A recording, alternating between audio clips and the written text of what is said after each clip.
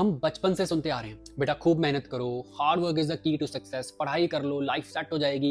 लेकिन रियलिटी, आज इंडिया में हर साल लाखों इंजीनियर्स ग्रेजुएट होते हैं, दिन रात लाइब्रेरी में बिताते हैं, असाइनमेंट्स पूरी करते हैं, एग्जाम पास करते हैं। फिर भी जब करियर की बात आती है तो उनमें से बहुत सारे इंजीनियर्स स्ट्रगल करते रह जाते हैं। वो वहीं रह जाते हैं जहां से उन्होंने शुरू किया था, या फिर उन्हें मजबूरन अपनी फील्ड छोड़कर नॉन टेक्निकल जॉब्स करनी पड़ती है। आलो ले लो।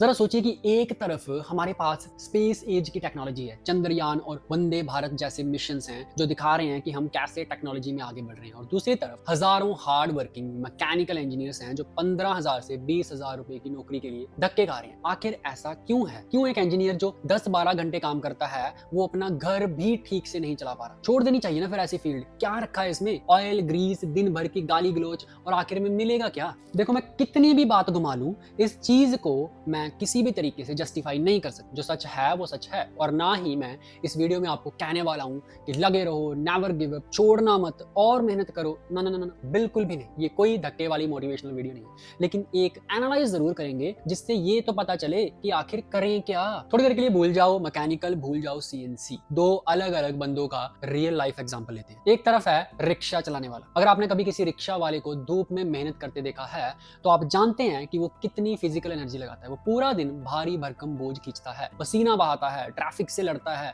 अगर हार्ड वर्क या फिजिकल एफर्ट ही पैसा कमाने का पैरामीटर होता तो शायद रिक्शा वाला दुनिया का सबसे अमीर आदमी होता। Why not? उसकी मेहनत में कोई कमी नहीं है। वो डेली 10-12 घंटे काम करता है, लेकिन रियलिटी क्या है? उसकी इनकम इतनी कम है कि गुजारा ही बड़ी मुश्किल से चल रहा है, और ग्रोथ ऑलमोस्ट जीरो। दूसरी तरफ है एक पायलट, एक एयरलाइन पायलट, आराम से एक एसी एनवायरनमेंट में अपनी सीट पर बैठा है। फिजिकल मेहनत के नाम पर वो सिर्फ कुछ बटन्स दबाता होगा और जहाज को हैंडल करने वाली जॉयस्टिक हैंडल करता होगा। ज्यादातर वक्त प्लेन ऑटो पायलट पे होता है। अगर आप सिर्फ फिजिकल एफर्ट या खून पसीने बहाने को मापें तो पायलट की मेहनत रिक्शा वाले के सामने कुछ भी नहीं है। लेकिन पायलट की सैलरी रिक्शा वाले से 1000 गुना ज्यादा होती है। ऐसा क्यों है? साला ये दुख का खत्म नहीं होता बे। क्या ये सारा स्टडी का गेम है, या फिर किसी अच्छे कॉलेज में ही पढ़ोगे तभी आगे बढ़ोगे, स्कूल कॉन्वेंट होने चाहिए? जी नहीं। ध्यान से सुनना, इतने पते की बात बार बार सुनने को नहीं मिलेगी। मार्केट मेहनत का पैसा नहीं देती, मार्केट वैल्यू एंड रिप्लेसेबिलिटी का पैसा देती। अब समझो कहानी। रिक्शा चलाना एक ऐसी स्किल है जिसे सीखने में शायद एक दिन लगता है। इस फील्ड में एंट्री करने के लिए कोई भी रुकावट नहीं है। अगर एक रिक्शा वाला काम छोड़ दे तो दूसरा तुरंत मिल जाएगा। सप्लाई ज्यादा है,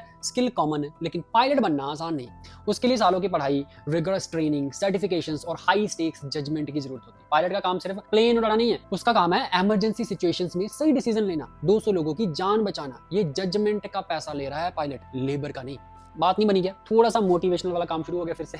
चलो एक जबरदस्त स्टोरी सुनाता हूँ जिसमें कोई पात्र और घटना काल्पनिक नहीं है। कहानी 1920 की है। हेनरी फोर्ड, जिसे ऑटोमोटिव इंडस्ट्री का बाप माना जाता है, उनका एक बहुत बड़ा मैन्युफैक्चरिंग प्लांट था। वहां एक बहुत बड़ा जनरेटर था जो प्लांट को पावर देता। एक दिन ये जनरेटर खराब हो गया। फोर्ड के पास अपने खुद के जबरदस्त इंजीनियर थे। उन्होंने दिन रात एक कर दिया, हर वायर चेक किया, हर बोल्ट टाइट किया, यानी हार्ड वर्क किया पूरे तरीके से, लेकिन जनरेटर ठीक नहीं। प्रोडक्शन रुका हुआ था और हर मिनट फोर्ड को हजारों डॉलर्स का नुकसान। हार कर हेनरी फोर्ड ने जेनरिक इलेक्ट्रिक कंपनी से मदद मांगी। जेनरिक इलेक्ट्रिक ने अपने सबसे काबिल इंसान को भेजा जिसका नाम था चार्ल्स प्रेटियस स्टैनमेट्स। देखने में वो हाइट में सिर्फ 4 फीट का था, थोड़ा सा कुबड़ा होकर चलता, लेकिन उसका दिमाग एक सुपर कंप्यूटर से कम नहीं। जब चार्ल्स प्लांट में आया तो उसने किसी की भी मदद लेने से इनकार कर दिया। उसने फोर्ड के इंजीनियर से कोई टूल नहीं मांगा, कोई राय नहीं मांगी, बस एक नोटबुक, एक पेंसिल और एक खटिया मांगी। अगले 2 दिन और 2 रातों तक उसने ना तो जनरेटर को खोला, ना कोई हथौड़ा चलाया, ना कोई तार छेड़ी।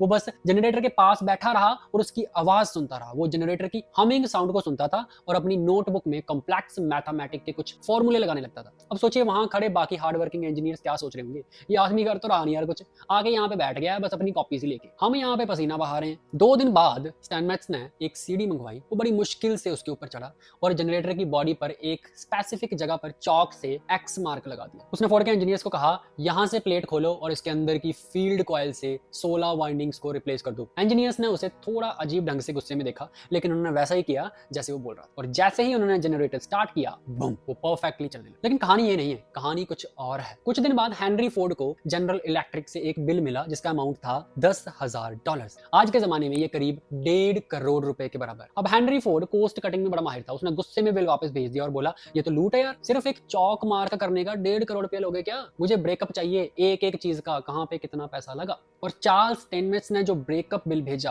भाई उसने हिस्ट्री ही बना दी। बिल कुछ इस तरह था, चौक से जनरेटर पर मार्क लगाने के पैसे $1, मार्क कहां लगाना है ये पता करने के पैसे $9,999 और टोटल बिल $10,000। अब इस कहानी का आपसे क्या मतलब? क्या सारी मशीन्स पे चौक लगाते फिरोगे क्या? अरे नहीं भाई, देखो चार्ल्स ने फिजिकल लेबर के लिए सिर्फ $1 चार्ज करा। कोई भी मजदूर वो मार्क लगा सकता था अगर उसे बता दिया जाता कि कहां लगाना। असली वैल्यू मार्क की जगह बताने वाले की है, हमेशा से थी और हमेशा रहेगी। आज के हार्ड वर्किंग इंजीनियर्स अक्सर $1 वाला काम कर रहे हैं, वो चौक मार्क लगाने में बहुत expert. Repetitive task, basic CAD command, standard maintenance, same operating, वो सोचते हैं कि अगर वो दिन में 100 चौक मार्क लगाएंगे तो शायद उन्हें ज्यादा पैसा मिलेगा, लेकिन मार्केट उन्हें सिर्फ $1 ही देगा। अगर आपको 10,000 कमाने हैं तो आपको चार्ल्स बनना ही पड़ेगा, कोई चारा नहीं है। आपको वो इंजीनियर बनना पड़ेगा जो प्रॉब्लम को सुनकर समझकर सही सोल्यूशन दे सके। अब सवाल उठता है कि हम स्टेनमेट्स जैसा बने कैसे? क्या सिर्फ टाइम बिताने से एक्सपीरियंस आ जाता है? यहाँ पर एक बहुत बड़ी गड़बड़। एक जाने माने आदमी ने कहा था कि किसी भी चीज में एक्सपर्ट बनने के लिए 10,000 घंटे की प्रैक्टिस चाहिए, यानी मोटा मोटा 4 साल की प्रैक्टिस। लेकिन साइकोलॉजिस्ट ने इस स्टेटमेंट में कुछ ऐसा ऐड किया जिससे रिक्शा वाले और पायलट के बीच का डिफरेंस समझ में आता है। उन्होंने कहा कि सिर्फ प्रैक्टिस काफी नहीं है। प्रैक्टिस दो तरह की होती है, नेव प्रैक्टिस एंड डेलिब्रेट प्रैक्टिस। अब समझो ध्यान से, नेव प्रैक्टिस मतलब भोलेपन वाली मेहनत। ये वो प्रैक्टिस है जो ज्यादातर इंजीनियर्स करते हैं। आप जॉब पर जाते हैं, वही काम करते हैं जो आपने कल किया था, उसी तरीके से करते हैं और घर आ जाते हैं। आप ऑटो पायलट मोड में चल रहे हैं। इस कंडीशन में आप 10 साल बाद भी वहीं रहोगे, इंप्रूवमेंट बिल्कुल जीरो है।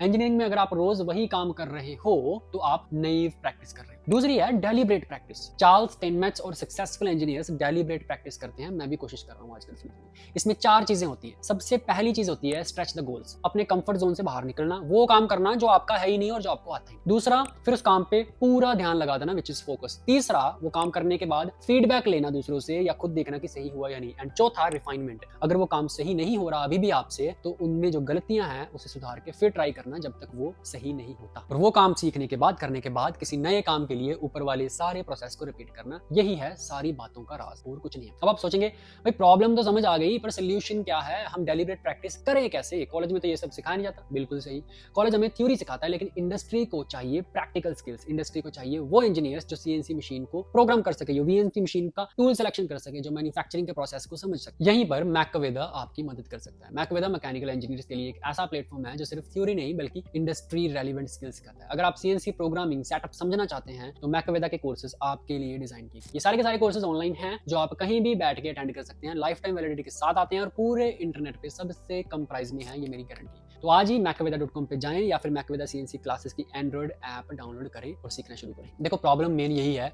कि बहुत सारे इंजीनियर्स अपनी लाइफ में रिक्शा चलाने वाले बन चुके हैं। वो दिन रात मेहनत करते हैं, नो डाउट, छोटी मोटी ड्राइंग्स क्रिएट करते हैं, एक्सेल शीट्स भरते हैं, मशीन्स पर वही रूटीन काम करते हैं जो कोई भी 10th पास ऑपरेटर कर सकता है। वो हार्ड वर्क कर रहे हैं, कोई डाउट नहीं है, पर वो हाई वैल्यू काम नहीं कर रहे, इसलिए उनकी जगह किसी को भी खड़ा किया जा सकता है कभी। जबकि सक्सेसफुल इंजीनियर्स पायलट की तरह होते हैं, वो काम करते हैं जो हर कोई नहीं कर सकता। Complex problem solving, designing, automated systems, strategic planning, आपको उस दिशा में जाना है। आजकल एक और ट्रेंड चल रहा है, बात यही खत्म नहीं होती। एआई एंड रोबोट्स का क्या? ये भी तो मैकेनिकल की जॉब्स खा रहे होंगे ना, तो क्या फ्यूचर डार्क है? बिल्कुल, अरे बिल्कुल नहीं भाई, फ्यूचर उनका है जो अडॉप्ट करेंगे। आर्टिफिशियल इंटेलिजेंस मैकेनिकल इंजीनियर को खत्म नहीं कर रहा, उसे बदल रहा है। पहले हम हाथ से ड्राइंग बनाते थे, फिर कैड आया, अब जनरेटिव डिजाइन आ रहा है। एआई अब खुद डिजाइन ऑप्टिमाइज कर सकता है। जो इंजीनियर सिर्फ ड्राइंग बनाने वाला था उसकी जॉब तो खतरे में है ही, लेकिन जो इंजीनियर एआई को यूज करना जानता है, जो एआई को बता सकता है कि कंस्ट्रेंट्स क्या है, मटेरियल कौन सा यूज करना है और एआई के रिजल्ट को वेरीफाई कर सके, उसकी वैल्यू बढ़ने वाली है। मैं भी अपनी वेबसाइट पे एआई फीचर ला रहा हूँ, बहुत ही जल्दी आ जाएंगे। आप ऑटोमेटिक प्रोग्राम जनरेट कर सकते हो, बेसिक प्रोग्राम्स, आप कैलकुलेशन देख सकते हो, लेकिन उसको वेरीफाई कैसे करोगे?